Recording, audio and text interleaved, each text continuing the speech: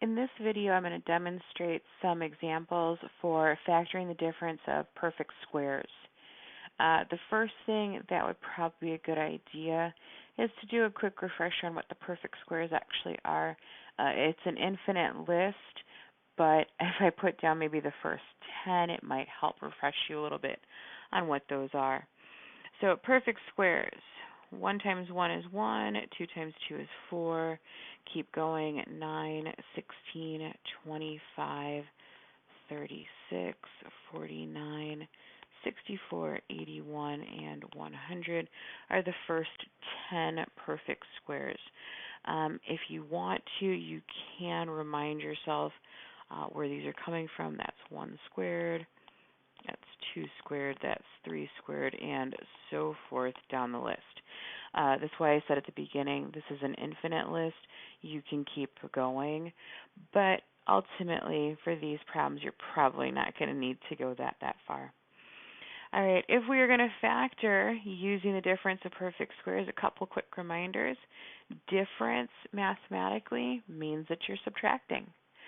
So one of your two terms has to be a subtraction problem or a negative sign. Just one of them, though, not both. And you also can only have two terms to make this work. All right. So when we're going to look at this, right, we're going to create our two parenthesis sets, one for each factor. I'm going to take my variable term here, my p squared, I'm going to split that. So p in the first term, p in the second term. And what I want to think about is what is the square root or the perfect square that makes 64? I said that wrong. 64 is the perfect square. So what number squared equals 64?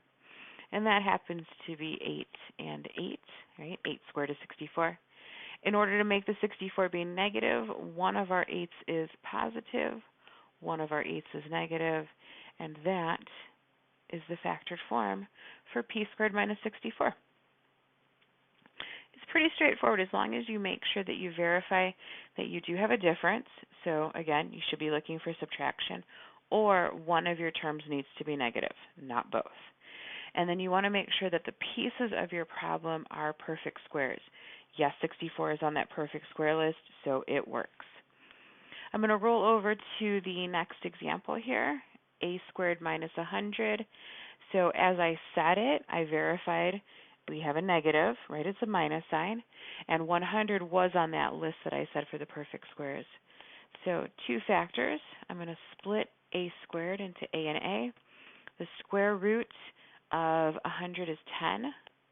I'm going to make one of my 10's positive, one of my 10's negative. Just as an FYI, if you wrote your factors as a plus 10 and a minus 10, those are the exact same thing. So the order that you write your two factors won't matter. Just make sure that one of your 10's is negative, one of the 10's is positive.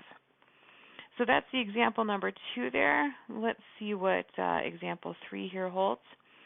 So example 3 says x squared plus 36.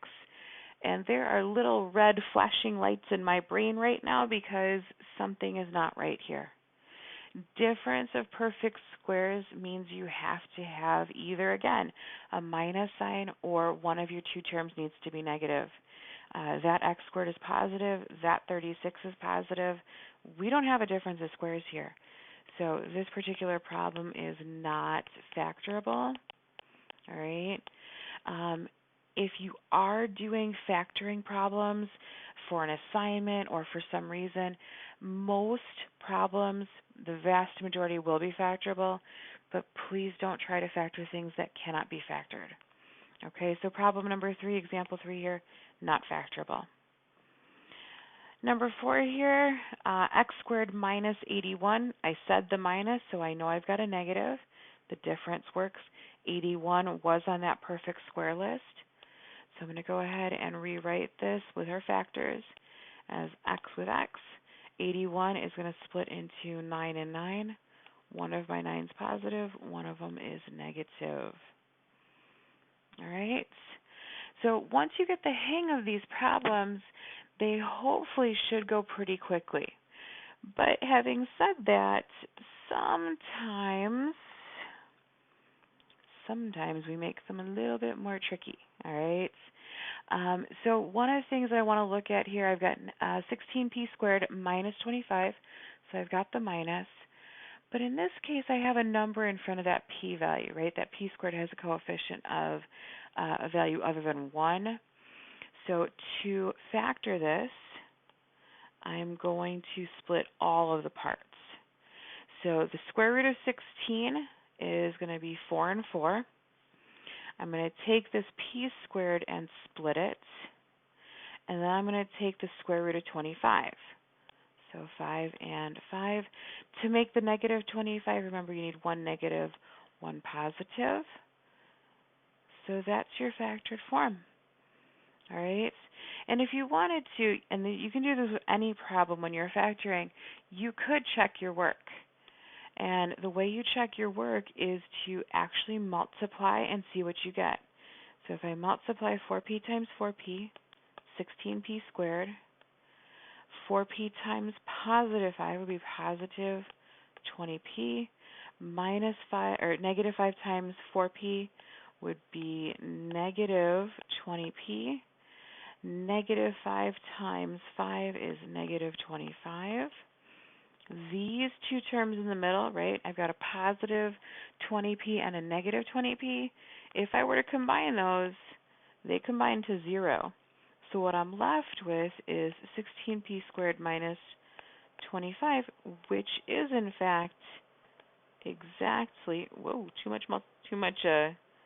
there we go, which is exactly what we started with.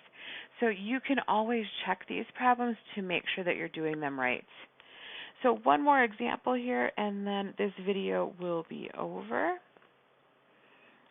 Same idea here. We've got 4b squared minus 25, so I have the subtraction I need. I'm going to go ahead and write my two factors. 4b is going to become, or 4b squared, 2b and 2b. To create a negative 25, I need a negative 5 and a positive 5. So there is the factored form. So again, this was all examples of very specific problems looking at factoring with the difference of perfect squares. If that's what you were looking for, I hope it helped.